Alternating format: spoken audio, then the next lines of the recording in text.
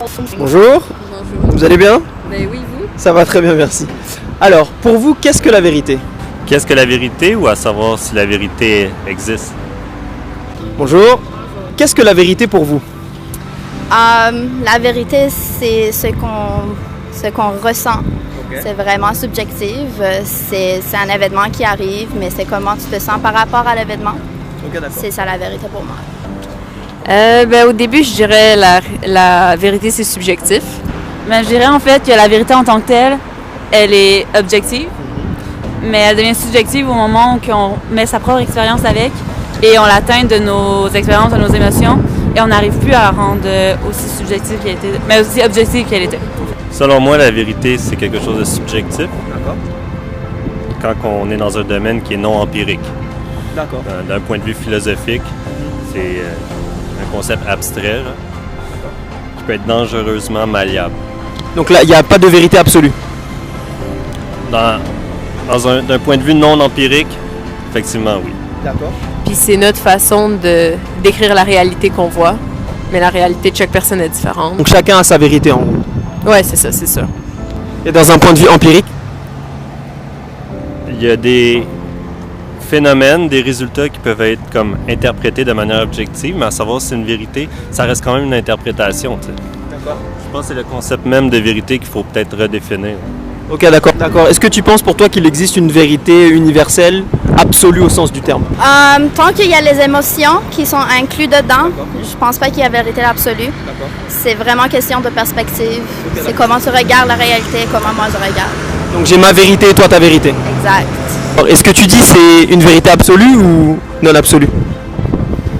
Non absolu. Ok, d'accord. Est-ce que je peux juste te donner un exemple pour voir?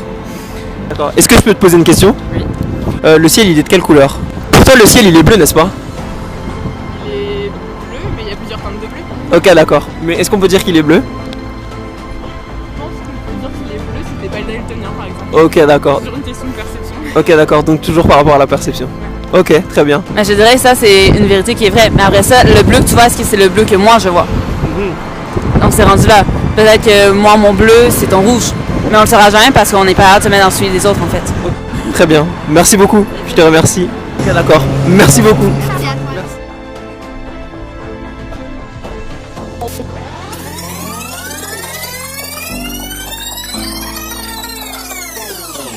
Alors, pour vous, qu'est-ce que la vérité?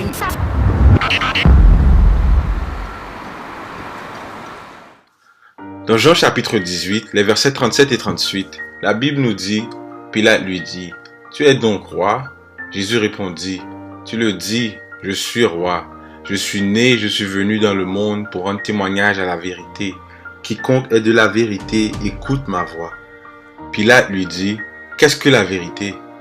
Après avoir dit cela, il sortit de nouveau pour aller vers les Juifs, et il leur dit, « Je ne trouve aucun crime en lui. » Alors les amis, qu'est-ce que la vérité? Assez souvent, même très souvent en tant que chrétien, on se retrouve dans des discussions à ne pas finir, dans des débats sans réponse et même parfois dans des arguments qui sont rendus propres à chaque personne. Devant tant de différences observées, on se pose la question de savoir ce qu'est la vérité. Qu'est-ce qui est vrai, qu'est-ce qui est faux? Ou comment reconnaître le vrai du faux? Est-ce qu'il y a une vérité? Est-ce qu'il y en a plusieurs? Pourquoi avons-nous autant de difficultés à trouver un point d'entente? Dans le livre de Genèse chapitre 2, nous allons remarquer quelque chose d'intéressant. Allons regarder d'où vient ce questionnement. Nous allons prêter un peu plus d'attention à cette histoire bien connue d'Adam et Ève. Pour mettre un peu tout ça dans son contexte, dans le chapitre 1 de Genèse, Dieu a tout créé, incluant l'homme. Le chapitre 2 donne un peu plus de détails sur la création du chapitre 1. Au verset 1 du chapitre 2, Dieu introduit pour la toute première fois le sabbat à l'humanité. Au verset 7, Dieu explique le processus de création de l'homme, la poussière et son souffle. Ensuite, Dieu place l'homme dans le jardin d'Éden et donne à l'homme comme responsabilité de la cultiver et de la garder au verset 15. Au verset 16, Dieu dit à l'homme qu'il peut manger de tous les arbres du jardin et il y en avait plein. Donc Dieu dit tous les arbres à une exception près. Il y avait une exception. Une. Au verset 17, ça dit, « Mais tu ne mangeras pas de l'arbre de la connaissance du bien et du mal, car le jour où tu en mangeras, tu mourras. » Si on lit le message derrière cette déclaration de Dieu, Dieu demande à l'homme de ne pas essayer de jouer le rôle de Dieu. C'est-à-dire de ne pas être sa propre référence pour déterminer ce qui est bien pour lui ou ce qui est mal. Ne soyons pas notre propre référence de l'absolu, de la vérité, de ce qui est bon et ce qui est mauvais. Dans le chapitre 3, la réponse de Satan à Ève mérite réflexion. Au verset 4 et 5, on lit « Alors le serpent dit à la femme, « Vous ne mourrez point, mais Dieu sait que le jour où vous en mangerez, vos yeux s'ouvriront et vous serez comme des dieux, connaissant le bien et le mal. » Et vous voulez savoir ce que ça donne lorsque l'homme veut définir l'absolu? Vous n'avez qu'à regarder autour de vous aujourd'hui ce qui se passe dans le monde. Les guerres, la haine, les virus, les calamités, l'espérance de vie qui diminue parce qu'on veut définir ce qui est bon pour nous. C'est le résultat de l'homme qui fuit la vérité en face. Un exemple pour illustrer tout ça, c'est comme si un téléphone décidait le genre d'application qu'il pourrait supporter ou pas. Pourtant, c'est son concepteur qui est le plus apte à faire ce travail.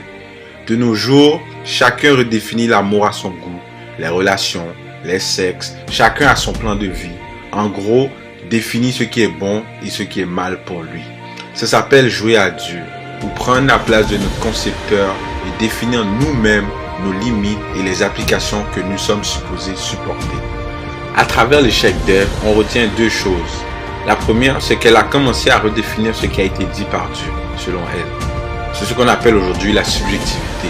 Et la deuxième, c'est que cette redéfinition l'a poussée à ajouter sur quelque chose que Dieu n'a jamais dit, ne pas toucher. Est-ce que ne pas manger est égal à ne pas toucher? Alors, comment donc faire? Dans le livre d'Apocalypse au chapitre 3, le verset 20, Jésus émet le souhait de vouloir entrer dans notre cœur. Vous êtes-vous déjà posé la question pourquoi il veut le faire? Jésus nous dit qu'il est le chemin, la vérité et la vie.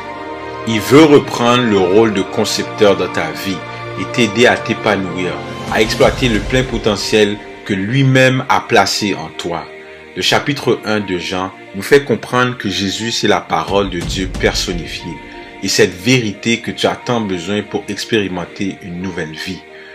Je vais vous laisser avec ce dernier passage qui se retrouve dans Jean chapitre 8, le verset 32. Vous connaîtrez la vérité et la vérité vous affranchira. Frères et sœurs, jeunes adultes, qui que tu sois, si tu recherches la vérité, si tu recherches la paix, la stabilité, la vie en abondance, de l'espérance, elle se retrouve en Jésus-Christ. Donne-lui aujourd'hui l'occasion de jouer son rôle de concepteur dans ta vie et il ne te décevra jamais. Que Dieu te bénisse.